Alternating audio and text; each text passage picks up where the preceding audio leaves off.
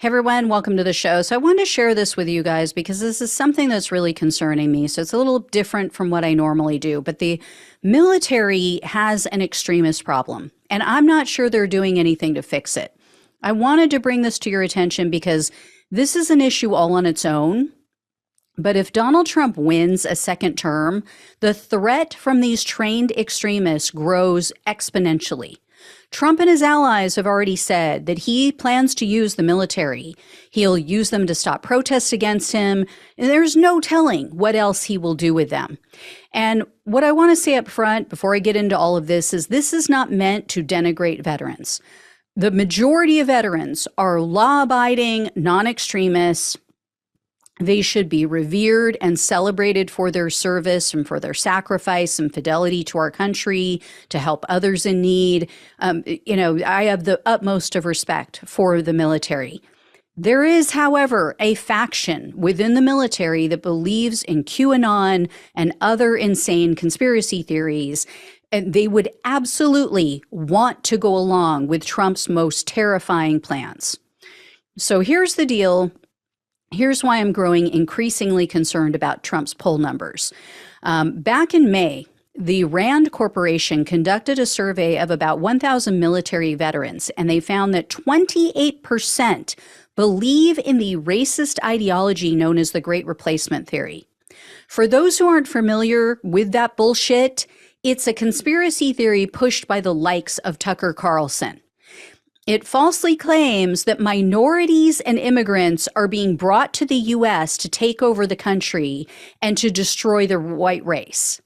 And in testimony before a House committee, it was revealed that veterans were responsible for 10% of all domestic terrorist attacks in the United States between 2015 and 2021, yet they account for only 7% of the population. So they're carrying things out even without Trump's influence, even without him being in charge in some instances. And this is dangerous. And when they are, almost more than 1/4 of them believe in this racist bullshit, that's scary. We've also seen many recent examples of all of this. Back in September of 2022, it was reported that a soldier had been kicked out of the Army after numerous incidents of driving under the influence. So the FBI started investigating, and it was revealed through that investigation that the soldier enlisted only so he could become more proficient at killing Black people. His name, by coincidence, is Killian Ryan. And he was arrested on August 26th of 2022 for making false statements on his application for a security clearance. According to the FBI, in their investigation, Ryan had ties to white supremacist organizations, and he believed in Nazi principles. Just 1 month prior to Ryan's arrest, it was reported that a Marine named Matthew Bellinger was also plotting a mass killing spree of minorities and the mass rape as well of white women to, quote, increase the production of white children. Bellinger was a member of the neo-Nazi group called Rape Krieg. Not kidding. It's a group aligned with the horrific terrorist neo-Nazi organization called Atomwaffen. They are one of the worst. A Rape Krieg manifesto says that rape is an effective tool against their enemies, and anyone who's unwilling to, quote, pull the trigger on a Jewish child is unfit for membership in their group. As with Ryan, Bellinger was arrested for an unrelated crime. That led to the discovery of his violent plans. So in June of 2022, Bellinger was arrested and charged for making false statements to obtain an assault rifle and a handgun. A New York police officer actually acted as a straw buyer and purchased those weapons for him. And when the Marine officials and the FBI searched Bellinger's belongings and his devices, they found, quote, 1,950 images and videos and documents related to white power groups, Nazi literature, brutality towards the Jewish community, brutality towards women, rape, mass murderers, along with violent, uncensored executions and or rape, and previous mass murderers such as Dylan Roof.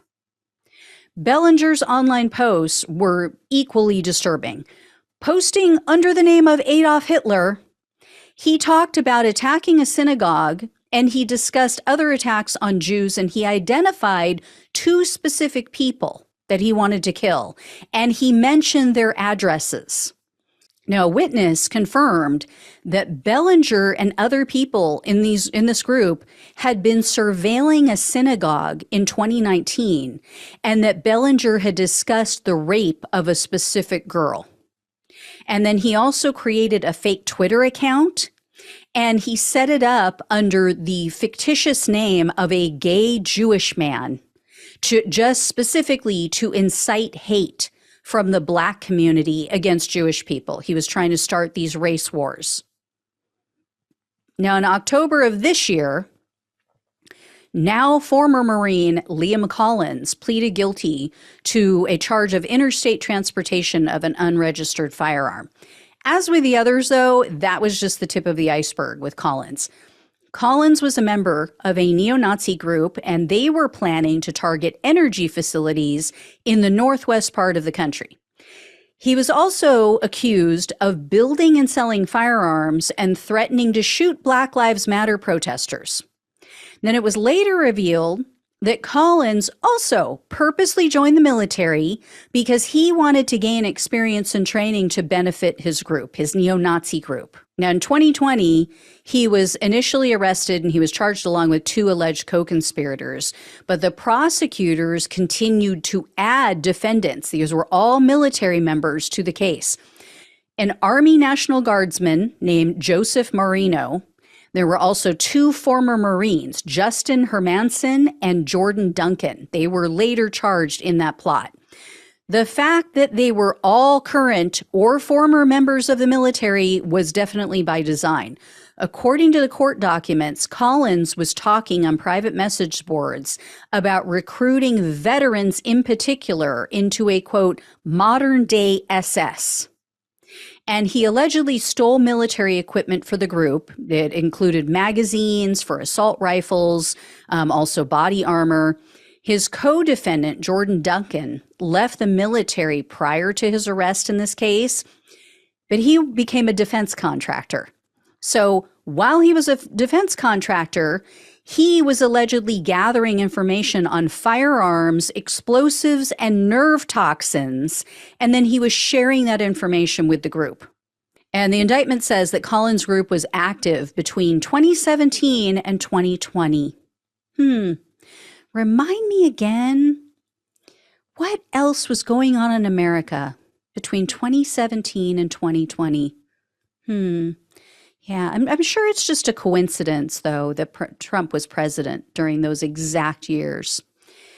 Anyway, they allegedly discussed having each member of the group purchase 50 pounds of explosive material, so obviously to, evade any suspicion.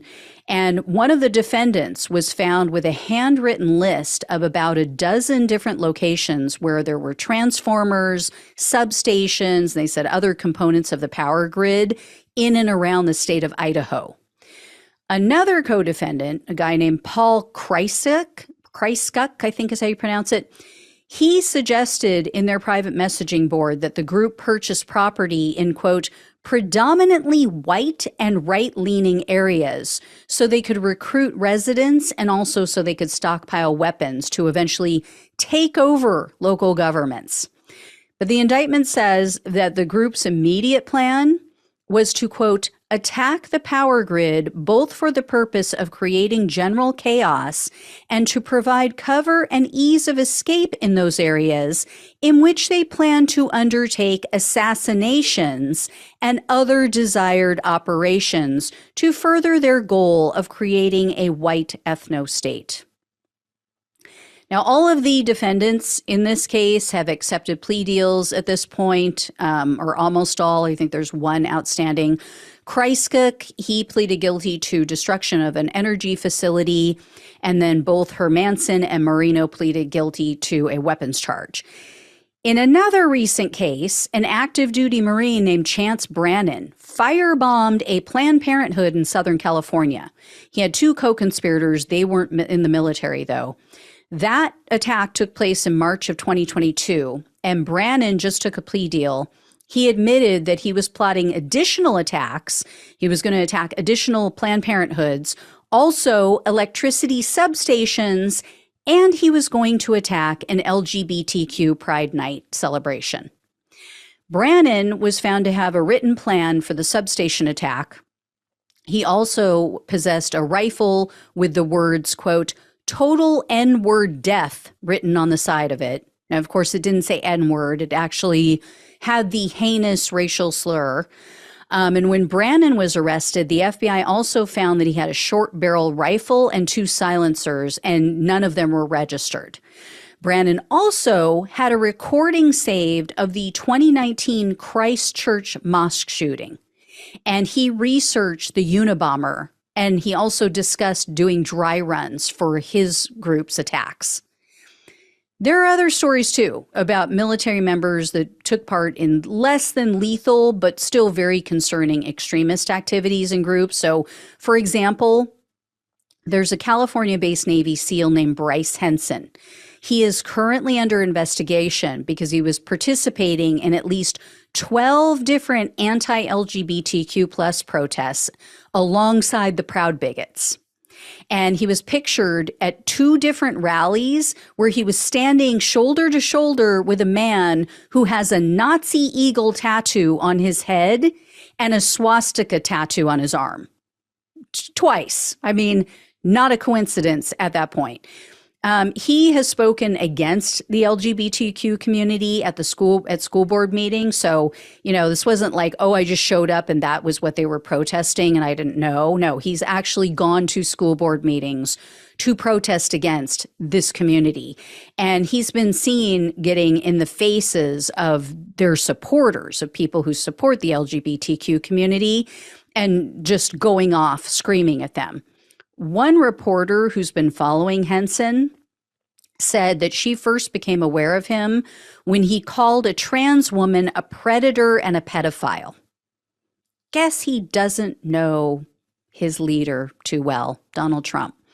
In a written statement, a Navy spokesperson said, quote, "While sailors are always allowed to exercise their rights to freedom of speech and assembly, if they follow the law and policy restriction, participation with hate or extremist groups of any kind is contradictory to the core values of the Navy and is not tolerated by NSW." This is clearly a disturbing trend. And the Defense Department is also investigating to try to determine how to prevent these people from getting into the military to begin with. One issue that they've identified appears to be poor screening by recruiters.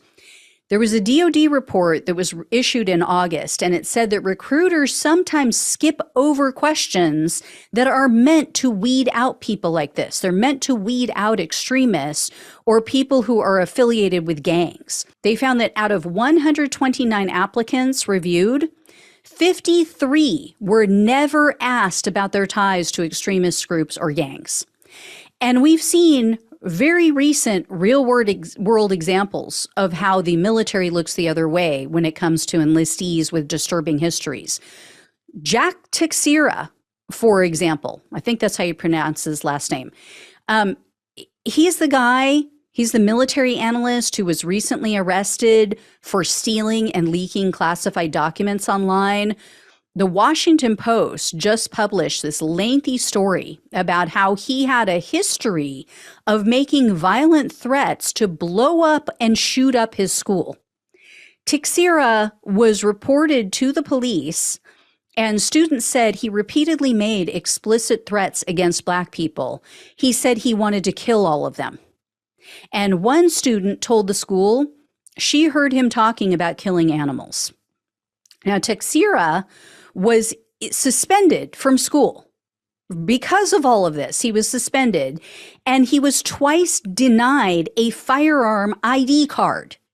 Yet he enlisted in the National Guard and was handed a security clearance 2 years later. The Air Force has now disciplined 15 members because they failed to properly supervise him and to report some of his actions. So, the question is, how many others are getting away with this nefarious or illegal activity? I mean, this Teixeira guy, he was open about being anti-government, and yet he goes and joins the military with a violent history, with a history of talking about racist, rampant violence. So, how many of these people would be reticent to report what they knew if Trump was back in the White House? If he was the commander in chief? We already have a problem with people not reporting this, with people not wanting to get involved. And I'll finish making my case with this fact. The Defense Department released the findings of their investigation into 183 allegations of extremist activity in the military. That included 78 cases of service members who advocated for overthrowing the government, and 32 allegations of troops advocating for discrimination based on race, religion, sex, gender identity, or sexual orientation. According to the Dayton Daily News, quote, the report documented 275 allegations, including 68 that were unsubstantiated, 136 that remain open cases, and 69 that led to service members receiving some sort of punishment, including 2 court-martials and 19 involuntary discharges. A second Trump presidency would be like throwing gasoline on this simmering fire. It is terrifying. So the military needs to step up and do more to identify these people and keep them out of the military.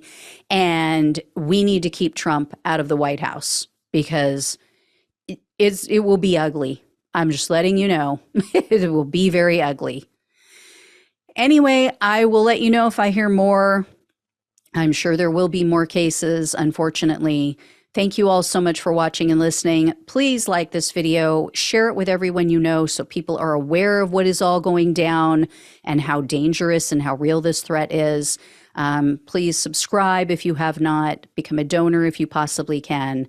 Love you guys. Take care. Talk with you soon.